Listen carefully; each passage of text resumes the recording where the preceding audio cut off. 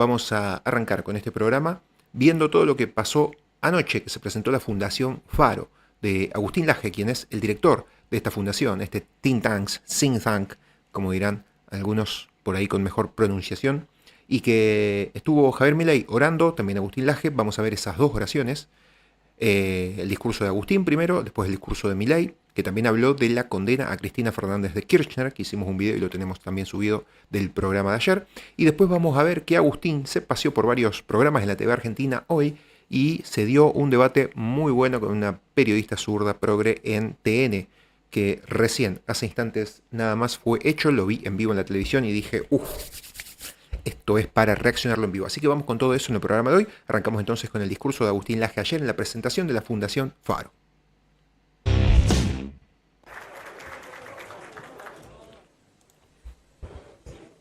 Muy buenas noches a todos, a las autoridades políticas que nos honran con su presencia, al presidente Javier Milei, a la secretaria general de la presidencia Karina Milei, al gabinete que nos honra también con su asistencia a este evento y a los empresarios que nos acompañan esta noche.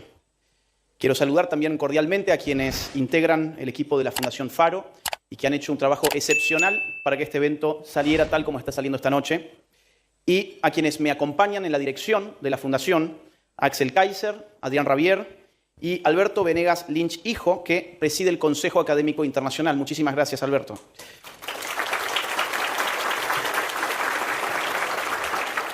Muchas gracias a todos por acompañarnos en esta inauguración de la Fundación Faro. Somos una organización sin fines de lucro, radicada en la República Argentina y comprometida con la promoción de los principios de la libertad individual, la propiedad privada, la economía de mercado y el gobierno limitado, junto con los valores históricos que han forjado nuestra cultura nacional. Inspirados en el espíritu liberal de nuestra primera Constitución y el legado político y cultural de la generación del 80, trabajamos por una Argentina que libere su potencial y alcance un desarrollo pleno y duradero. Nunca como antes se logró tanto consenso social para impulsar nuestras ideas. Por eso tenemos que aprovechar la ventana de oportunidad y formar a los cráneos de mañana. Para que esto no sea un accidente, para que esto no sea un simple error de la Matrix, para que las reformas sean sostenibles de forma intergeneracional, incluso cuando el destino, la coyuntura o los mismos ciclos del capitalismo pongan a prueba nuestra fe. Para sentar las bases. Aquí reside la importancia de que el empresariado se involucre y ocupe su rol en la batalla cultural. Que se metan en política. Para lograrlo, desde la Fundación que hoy inauguramos, impulsamos la formación y la capacitación de cuadros técnicos, políticos y liderazgos y referentes culturales en diversas áreas de la sociedad. A continuación, quiero contarles algunos de los proyectos que forman el esqueleto de nuestra fundación y después haré algunos comentarios de índole estratégica que involucra el trabajo venidero. En primer lugar, tenemos una academia de formación cívica. Vamos a formar en desarrollo económico, teoría política, diseño y ejecución de proyectos y competencias y aptitudes de distinto tipo a ciudadanos con vistas a ocupar lugares de liderazgo en los distintos ámbitos de la sociedad. Buscamos ser un semillero de actores sociales que promuevan las ideas de la libertad. En segundo lugar, diseños de políticas de gobierno. Vamos a tener un think tank, un tanque de pensamiento que diseñe políticas de gobierno conforme a los principios del capitalismo de libre empresa, el gobierno limitado y la protección de las libertades individuales. En tercer lugar, megáfono de las ideas pro mercado. Apoyaremos y nos asociaremos con instituciones y organizaciones de la sociedad civil que den la batalla cultural y hagan docencia sobre el capitalismo de libre empresa y sus beneficios sociales, con el objetivo de formar ciudadanos económicamente educados con confianza en el capitalismo de libre mercado como un sistema pujante de organización social. En cuarto lugar, cursos y seminarios para jóvenes profesionales y emprendedores. Brindaremos capacitaciones, cursos y seminarios en asociación con distintas instituciones para transmitir habilidades empresariales, gestión financiera y ética empresarial desde una perspectiva liberal. Número 5. Ruta de inserción para emprendimientos. Este es un programa para vincular a los emprendedores con mentores, con potenciales inversores y con otros emprendedores de su rubro. Por cierto, quiero anunciar una colaboración con Endeavor. Como primer proyecto tendremos una colaboración con Endeavor. Desarrollaremos un programa de formación para emprendedores y pequeñas empresas en etapa inicial de sus proyectos, abordando las barreras de conocimiento, redes y financiamiento con el objetivo de acelerar el crecimiento empresarial. Conectaremos con los emprendedores, a los sponsors del programa, que son empresarios consagrados. Esto a lo que hace a la presentación formal de la Fundación Faro, y a continuación quiero hacer algunas disquisiciones de orden teórico que tiene que ver con el espíritu de la fundación que hoy estamos inaugurando. Quiero referirme en primer lugar a un concepto que se ha venido expresando en los últimos tiempos cada vez con mayor frecuencia y que lo he mencionado varias veces en esta intervención, y es el concepto de batalla cultural. ¿Qué significa la batalla cultural? La índole de este concepto es esencialmente política. Cuando hablamos de batalla cultural hablamos de política. Hablamos del campo de la cultura, no simplemente como un campo del ocio, del entretenimiento, de la contemplación, ni siquiera como un campo de la ilustración, tal como se lo concibe tradicionalmente el campo de la cultura, sino como un campo donde se determinan las relaciones de fuerzas políticas, donde lo que está en juego es algo llamado opinión pública, donde lo que está en juego son los valores, los usos, las costumbres, las ideas, las historias, las palabras, el lenguaje, los relatos, los símbolos, las imágenes, las representaciones. Todo aquello que es relativamente intangible, pero que configura los marcos con arreglo a los cuales emprendemos la acción humana. Cuando hablamos de batalla cultural estamos, por lo tanto, hablando de poder. Estamos hablando de poder cultural. ¿Qué es el poder? Max Weber, uno de los clásicos de la sociología, brindó una de las definiciones más concisas y citadas de lo que significa la palabra poder en su obra magnífica titulada Economía y Sociedad. Max Weber decía que el poder es la probabilidad de imponer la propia voluntad aún contra toda resistencia y al margen de las fuentes de esa probabilidad. ¿Qué significa esto? Significa fundamentalmente que la probabilidad de imponer una voluntad está abierta a la determinación de distintas fuentes. Existen distintos tipos de poderes. Vamos a suponer, perdón Nahuel que te use de ejemplo, pero te tengo al frente. Vamos a suponer que yo quiero que Nahuel haga X. Mi voluntad es X y quiero que la ejecute Nahuel. Para aumentar esa probabilidad ocurre que yo tengo un arma en mi bolsillo, saco mi arma y la apunto a la cabeza a Nahuel. He aumentado significativamente mi poder porque la probabilidad de que Nahuel responda a mis deseos ha aumentado con arreglo a la presencia de un arma que apunta a su cabeza. Ese tipo de poder le llamamos poder armado. Otro ejemplo sería si yo tengo acceso a esferas del poder público y político y soy capaz de determinar las normas que rigen una sociedad. Pues entonces yo puedo lucubrar distintas normas que terminen coaccionando a Nahuel para que ejecute mi voluntad X. Eso se llama poder político. O yo puedo, por ejemplo, abrir frente a Nahuel un maletín con miles de millones de dólares y decirle, haz X, y Nahuel como quiere mi maletín lo va a hacer. Eso se llama poder económico. Ahora, yo puedo hacer otra cosa. Yo puedo trabajar sobre el marco cultural en el que vive Nahuel. Yo puedo trabajar sobre las palabras que atraviesan la conciencia de Nahuel. Puedo trabajar sobre el mundo de las representaciones, las imágenes, las historias, los valores, los símbolos, los mitos, los ritos que dan vuelta en el entorno cultural de Nahuel y puedo terminar impactando también sobre su voluntad. A esto Max Weber le podría haber llamado, y de hecho lo hizo, poder cultural. Curiosamente, el poder cultural, que es el que más despreciamos, es el más eficiente de todos porque es el que menos se nota. Y el poder más eficiente es aquel que no hace escándalos. En todos los otros tipos de poder, Nahuel era consciente de que él estaba en una relación de asimetría respecto de mí. Por lo tanto, él podía resistir, si no ahora, quizás en el futuro. La batalla cultural es la madre de todas las batallas en la medida en que lo que allí se disputa es un tipo de poder esencialmente intangible, no es notorio. Y nuestro gran error ha sido, durante décadas, haber despreciado la cultura. La Fundación Faro nace en torno a esta reflexión politológica que acabo de hacer. La izquierda, en cambio, al menos desde Antonio Gramsci, un filósofo marxista de la primera mitad del siglo XX, líder del Partido Comunista Italiano, que terminó en las cárceles de Mussolini después de haber pregonado la revolución socialista que nunca llegó a Italia, escribió desde el fracaso en sus cuadernos de la cárcel una serie de reflexiones politológicas que ponían al poder de la cultura en el centro de su pensamiento político. Hoy nosotros en el siglo XXI, curiosamente, abrevamos en este tipo de reflexiones, pero desde una vereda diametralmente opuesta. Ningún proyecto político puede tener éxito si primero no se hace carne en la cultura de un pueblo, en el corazón y en la mente de las personas. Eso es lo que nos ha impulsado a armar la Fundación Faro. La batalla cultural de la que estamos hablando tiene distintas fases.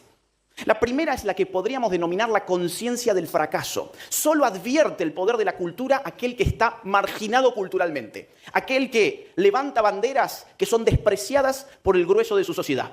Aquel que se sabe un perdedor es el que levanta las banderas de la batalla cultural. Por eso Gramsci lo hizo desde las cárceles de Mussolini, cuando esperaba que la dialéctica histórica le llevara el socialismo y lo que le terminó llevando fue el fascismo. En esta fase uno descubre la necesidad de la batalla cultural.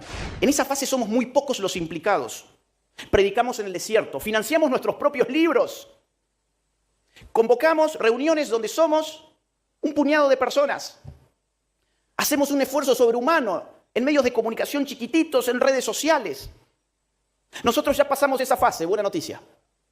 Fue la fase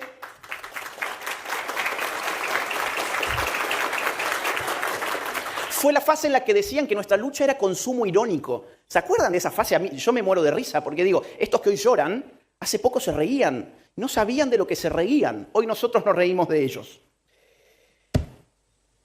Decían que la gente quería escucharnos para reírse de nosotros y realmente lo bautizaron de esa manera. Éramos objeto de consumo irónico. La segunda fase es la que podemos denominar la fase de afirmación. Nuestras ideas empiezan a afirmarse en un sector cada vez más concreto de la sociedad civil y empiezan a pujar por representación política. En esta fase los pocos pasamos a ser un poco más. Y la noción de batalla cultural da sentido a la acción, todavía políticamente indeterminada, pero real de cada uno de nosotros. Tuiteros, blogueros, gente de YouTube, gente que da conferencias, que escribe libros, empieza a concebir una unidad de acción llamada batalla cultural. Funciona como el mito de Sorel, es decir, aglutina las energías políticas de un grupo todavía disperso. También hemos pasado ya por esa fase, a la política formal en un contexto pandémico. La batalla cultural empezaba a pujar por representatividad política. La tercera fase de la batalla cultural podemos denominarla una fase de consolidación y victorias políticas. El campo cultural, en otros momentos, dominado por una cultura diametralmente opuesta a la nuestra, empieza a ser conquistado y sus impactos políticos no tardan en emerger. Una fuerza política organizada, ya sea vieja, ya sea nueva, asume los contenidos de las nuevas ideas y los nuevos valores que se abren camino y esa fuerza política aparece como una alternativa real y factible al orden establecido. En esta instancia, la batalla cultural deja de ser un mito y pasa a ser el nombre de una estrategia política electoral victoriosa que arrasa en las urnas. Esa fase ya la hemos vivido, esa fase se cumplió hace aproximadamente un año, cuando Javier Milei llegaba a ganar en segunda vuelta el 19 de noviembre, si mal no recuerdo, del año 2023 y se consagraba como el primer presidente liberal libertario de la historia.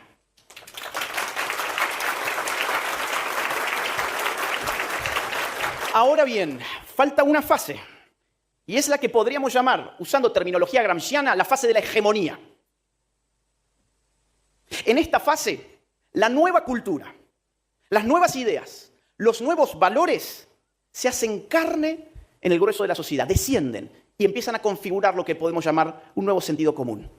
La sociedad reconoce esas ideas, esos valores, esos símbolos, ese lenguaje, lo adopta como propio, lo acepta, lo asumen en su superioridad respecto del proyecto político caduco, del proyecto político anterior. En nuestro caso, podemos decir, los valores de la vida, de la libertad, de la propiedad, la familia, las sanas costumbres de nuestro pueblo, la responsabilidad del trabajo duro, el ahorro, el mérito, se mostrarán enteramente superiores a la cultura precedente, basada en el desprecio a la vida humana, en el amor a la servidumbre estatal, en el resentimiento, la envidia, el facilismo, el parasitismo y la falta de responsabilidad individual. Nunca ha estado más clara la disputa cultural que el día de hoy. Esta es la fase que tenemos por delante y para eso hemos creado la Fundación Faro. Necesitamos ordenar la batalla cultural, coordinar actores que hoy están dispersos, determinar estrategias en común, formar a nuestros futuros políticos, a nuestros referentes culturales y a nuestros líderes empresariales. La Fundación Faro quiere profesionalizar, por así decirlo, la batalla cultural y esperamos contar con todos ustedes. Si fueron los éxitos en la batalla cultural los que abrieron las puertas para el éxito político electoral, somos conscientes de que serán los éxitos de nuestras batallas culturales venideras los que determinen el éxito de la Argentina libertaria.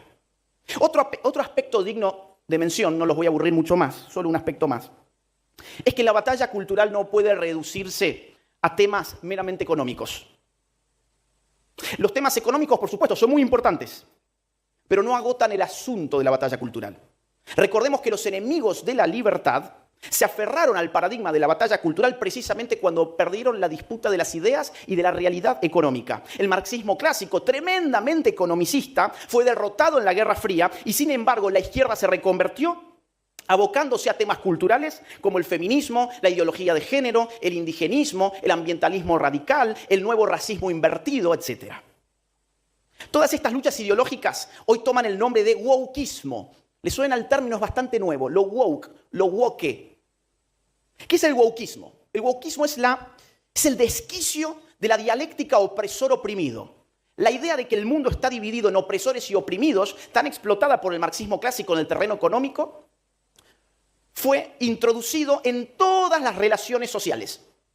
En todas las dimensiones, tanto sociales como individuales de la vida humana, se introdujo una forma de relación opresores-oprimidos para sacar de ello partida política. Algunos ejemplos muy rápidamente. Si se trataba de sexo, había que decir que la mujer era la oprimida, el hombre era el opresor y el sistema de opresión se llamaba patriarcado. Si se trataba de orientación sexual, había que decir que el heterosexual era el opresor, que el homosexual era el oprimido y que el sistema de opresión se llamaba heteronormatividad. Si se trataba de identidad de género, había que decir que el cisgénero era el opresor, mientras que el transgénero era el oprimido y el sistema de opresión se llamaba cisnormatividad. Si se trataba de etnias, había que decir que el que tenía ascendencia indígena era oprimido, que el que tenía ascendencia europea era opresor y el sistema se llamaba neocolonialismo. Si se trataba de razas, había que decir que el blanco era el opresor, el negro o el marrón, ahora hablan también de marrones, el negro o el marrón eran los oprimidos y el sistema de opresión se llama racismo. Si se trataba, miren, esto parece un chiste, pero esto está en boga hoy en Estados Unidos, si se trata de peso corporal, pues el gordo es el oprimido, el flaco es el opresor y el sistema se llama gordofobia. Hay ya en Estados Unidos departamentos en universidades llamados departamentos de Fat Studies, que están jugando este tipo de dialéctica. Incluso más allá, si se trataba de especie, el ser humano como especie oprime algo llamado madre naturaleza o pachamama o reino vegetal y animal en una relación de opresión llamada especismo. Todas estas dialécticas opresor y oprimido que antes solo funcionaban en el marco de la diferencia ricos y pobres fueron introducidas en la sociedad para lograr varias cosas. En primer lugar, distraernos de la verdadera relación política de opresión que es la del Estado respecto del pueblo. Porque teníamos que empezar a ver si papá era un opresor porque era un machista, si el vecino era un opresor porque era heterosexual, si el maestro era un opresor porque era cristiano y así sucesivamente. El conflicto político se introdujo en escuelas, universidades, iglesias, empresas, familias, vecindarios, clubes, asociaciones, lo inundó todo. Y adivinen quiénes aparecieron como los salvadores. Pues los políticos y el Estado. Para resolver los problemas de la opresión se necesitan cada vez más políticos y cada vez más Estado. Bingo para la izquierda, una reconversión digna de sacarse el sombrero. Llevaron la misma dialéctica que en el siglo XX les fracasó en el terreno de las clases al terreno de la cultura. Y a eso le bautizaron también batalla cultural.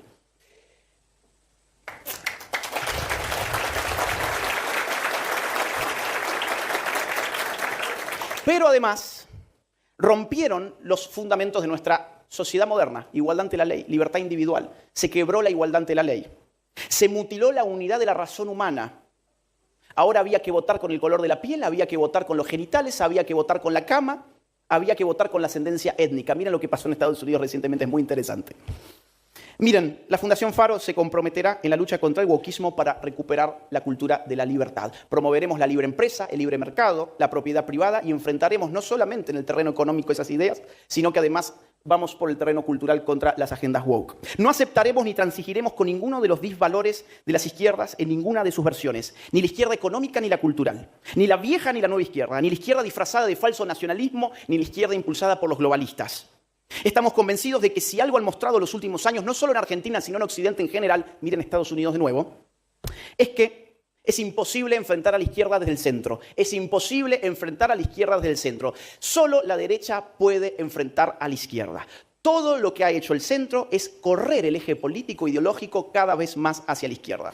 En la Fundación Faro no somos fanáticos de las formas, sino respetuosos de las ideas. No nos doblegamos ante la corrección política, sino únicamente ante la búsqueda de la verdad. No tememos a nada más que no estar a la altura de las exigencias históricas de un momento como el presente, en el que se define la libertad de los argentinos. Por eso nos ponemos a disposición de la sociedad civil, de los empresarios y de la nueva generación de políticos para contribuir a la recuperación de nuestra patria. Muchísimas gracias a todos. Bueno, perfecto. Buen discurso de Agustín. Fíjense que aparte ya lo tenía recontra incorporado porque muchas veces se iba de la lectura. No le hacía falta. La lectura le usaba bastante de guía.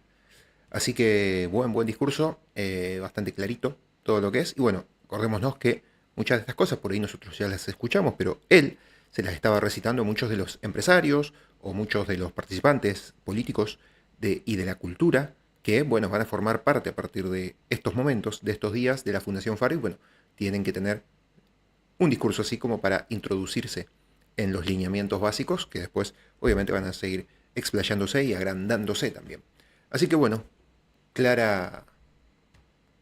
claramente un buen discurso de